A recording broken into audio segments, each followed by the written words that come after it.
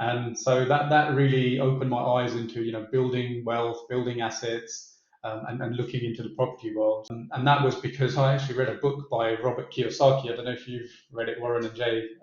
It's called Rich Dad Poor Dad. And so that really opened my eyes into building wealth, building assets, and looking into the property world. So I actually ended up shifting to the property world for about a year and a half, and I've got a bit of a story if I can share with you on that. Yeah, really love to hear that. Yeah, so I guess sticking with the change is the only constant, right? Like, I graduated from engineering, couldn't get a role in banking, which is where all of my friends were and where apparently all the money was in 2008. And then, and then shifting into the property and construction world. So I finished Robert Kiyosaki's Rich Dad Poor Dad, and on the back, there was like, if you want to learn more about property, come and join our free 2-hour seminar. And so I went along to that free 2-hour seminar. And then it was this, brilliant, charismatic American public speaker who was telling you all the brilliant things of why you should get into the property market in the UK. And then after that 2-hour seminar, they were obviously upselling a 3-day in the Heathrow Airport. And then I ended up purchasing that 3-day conference. And then they were, going a little bit more into detail about what the property market's like.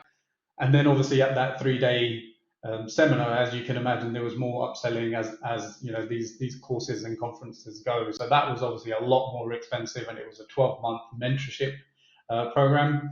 Obviously, I won't name any names of companies, but then there they had all of these property tycoons and these very well-off people who had quite big property portfolios. And I just, following the principles of what I've learned in Robert Kiyosaki's book, I just went up to them and said, "Hey, look, I'm fresh graduate. I've got time, energy, and I'm hungry.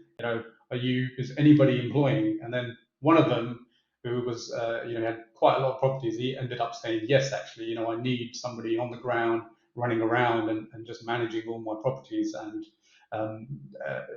because he didn't have the time to go and sort of let tenants in, carry out viewings, do small maintenance jobs and all of that stuff. So that was all along the Thames Valley corridor, in Hertfordshire, Swindon, Reading, all of that. So I managed to do quite a lot of traveling there. So I ended up just basically shadowing this, multi-millionaire property tycoon in the residential property portfolio industry.